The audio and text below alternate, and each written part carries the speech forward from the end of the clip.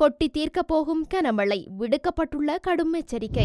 வாகனங்களில் எரிபொருளை சிக்கனப்படுத்தலாம், மோட்டார் போக்குவரத்து துறை வெளியிட்டுள்ள தகவல். தையிட்டி விகாரை விவகாரம், மொட்டு கட்சியின் கிளிநொச்சி மாவட்ட அமைப்பாளரின் நிலைப்பாடு. உயிர்த்த ஞாயிறு தாக்குதல் குறித்த ஞானசார தேரர் கருத்து, சிஐடியில் முறைப்பாடு. பாடசாலை மாணவர்களுக்கு பிரதமர் விடுத்துள்ள அவசர அறிவிப்பு.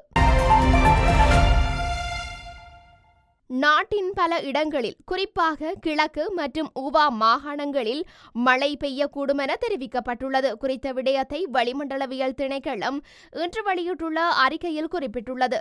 இதன் அடிப்படையில் மார்ச் 10 மற்றும் 11 ஆகிய திகதிகளில் தீவில் நிலவும் வறண்ட வானிலை தற்காலிகமாக மாறும் என தெரிவிக்கப்பட்டுள்ளது. ரத்தினபுரி, காலி, மாத்தறை மற்றும் களுத்துறை மாவட்டங்களில் மாலை அல்லது இரவில் ஒரு சில மழை பெய்யும் எனவும், நாடு முழுவதும் பிரதானமாக சீரான வானிலை நிலவும் எனவும், அத்தோடு பல இடங்களில் காலையில் மூடுபனி நிலைமைகளை எதிர்பார்க்கலாம் எனவும் தெரிவிக்கப்பட்டுள்ளது. மேலும் இடியுடன் கூடிய மழை பெய்யும் போது தற்காலிகமாக உள்ளூர்மயமாக்கப்பட்ட பலத்த காற்று மற்றும் மின்னல் தாக்கத்தால் ஏற்படும் சேதங்களை குறைக்க போதுமான முன்னெச்சரிக்கை நடவடிக்கைகளை எடுக்குமாறு தெரிவிக்கப்பட்டுள்ளமை குறிப்பிடத்தக்கது. நகரங்களில் நிறுவப்பட்டுள்ள வீதி அடையாளங்களுக்கான சமிஞ்சை இயந்திரங்களால் அதிகமாக எரிபொருளை சிக்கனப்படுத்த முடியும் என மோட்டார் போக்குவரத்து துறை தெரிவித்துள்ளது. இதற்கமைய நகரங்களில் நிறுவப்பட்டுள்ள 200 வீதி அடையாளங்களுக்கான சமிஞ்சை இயந்திரங்களை பொருத்த தீர்மானிக்கப்பட்டுள்ளதாக தெரிவிக்கப்பட்டுள்ளது. இந்த போக்குவரத்து சமிஞ்சைகள் செயல்பாட்டில் இருக்கும்போது சாரதிகளுக்கு சரியான நேரத்தில் வீதி சமிஞ்சைகளை அது காட்சிப்படுத்தும் என்று தெரிவிக்கப்பட்டுள்ளது. மேலும் இதனால் வாகனத்தின் இயந்திரத்தை இயக்கத்திலேயே வைத்திருக்க வேண்டிய தேவை இல்லை என்றும் கூறப்பட்டுள்ளது. இதன் மூலம் எரிபொருள் சிக்கனம் அதிகரிக்கும் என்றும் தேவையற்ற புகைகள் குறையும் என்றும் மோட்டார் போக்குவரத்து துறை மேலும் தெரிவித்துள்ளது. இந்த நடவடிக்கைக்கான நிதியின் முதல் கட்டமாக 56 மில்லியன் ரூபாய் வழங்க திட்டமிடப்பட்டுள்ளதுடன் இதில் 33 மில்லியன் ரூபாய் சமீபத்தில் நகர மேம்பாட்டு ஆணையகத்திற்கு வழங்கப்பட்டுள்ளதாகவும் தெரிவிக்கப்பட்டுள்ளது. யாழ் தையிட்டி விகாரை அமைந்துள்ள காணிகளின் உரிமையாளர்கள் விகாரையை அகற்ற வேண்டும் என ஒட்டுமொத்தமாக கேட்டால் அது நிச்சயமாக அகற்றப்படவே வேண்டும் என ஸ்ரீலங்கா பொதுஜன பெரமுன கட்சியின் கிளிநொச்சி மாவட்ட பிரதம அமைப்பாளர் மதனவாசன் தெரிவித்துள்ளார். சட்டவிரோதமான செயல்பாடுகளுக்கு நாங்களும் விரோதமானவர்கள். சட்டவிரோதமான செயல்பாட்டை நாங்கள் அங்கீகரிக்க மாட்டோம். தையிட்டி விகாரை பாதுகாப்பு வலயத்தினுள் நடந்த செயல், அதனை நியாயப்படுத்த நாங்கள் விரும்பவில்லை.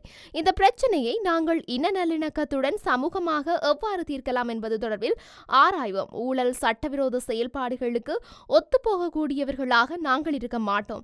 சட்டவிரோதமான கட்டடம் என்றால் அது உடைக்கப்படவே வேண்டும். விகாரையில் நில உரிமையாளர்கள் இன்னமும் கூட்டான முடிவொன்றினை எடுக்கவில்லை. சிலர் தமக்கு மாற்று காணி தந்தால் போதும் எனும் நிலையில் உள்ளனர். காணி உரிமையாளர்கள் ஒட்டுமொத்தமாக ஒரு முடிவுக்கு வரும்போது அந்த மக்களுடன் இணைந்து பயணிக்க நாங்கள் தயார் என அவர் தெரிவித்துள்ளார்.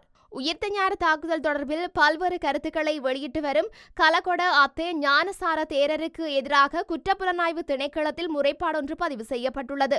உயிர்த்த ஞாயிறு தாக்குதல் தொடர்பில் பல்வேறு கருத்துக்களை வெளியிட்டு வரும் நிலையில் அவரின் கருத்து தொடர்பில் உரிய விசாரணைகளை முன்னெடுக்குமாறு வலியுறுத்தி குறித்த முறைப்பாடு அளிக்கப்பட்டுள்ளது.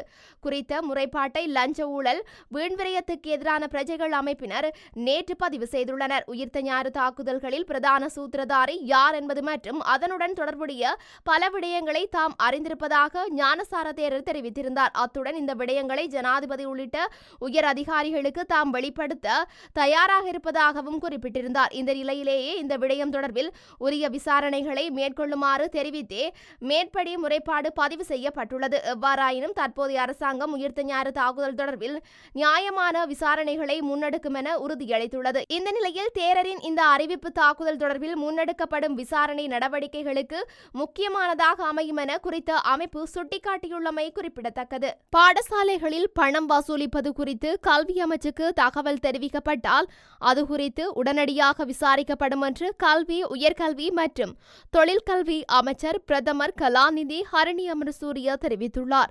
இதேவேளை பல்வேறு காரணங்களுக்காக பாடசாலைகளில் பணம் வசூலிப்பது குறித்து அவர் விசாரணைகள் நடத்தப்படும் என்றும் பிரதமர் தெரிவித்துள்ளார். கல்விக் கொள்கைகளை முறையாக செயல்படுத்தாமல் இருப்பதாலும் அரசியல் தலையீடுகளாலும் பல நெருக்கடிகள் எழுந்துள்ளதாகவும் கூறியுள்ளார். 2026ஆம் ஆண்டு செயல்படுத்தப்பட உள்ள கல்வி சீர்திருத்தத்தில் பாடத்திட்டங்களை அறிமுகப்படுத்துதல், மனித வளங்களை மேம்படுத்துதல், உட்கட்டமைப்பை மேம்படுத்துதல், புதிய கல்வி சீர்திருத்தங்களை குறித்து பொதுமக்களுக்கு விழிப்புணர்வு ஏற்படுத்துதல் மற்றும் மதிப்பீடு மற்றும் மதிப்பீட்டை நடத்துதல் ஆகியவை அடங்கும் என்று பிரதமர் விளக்கியுள்ளார்.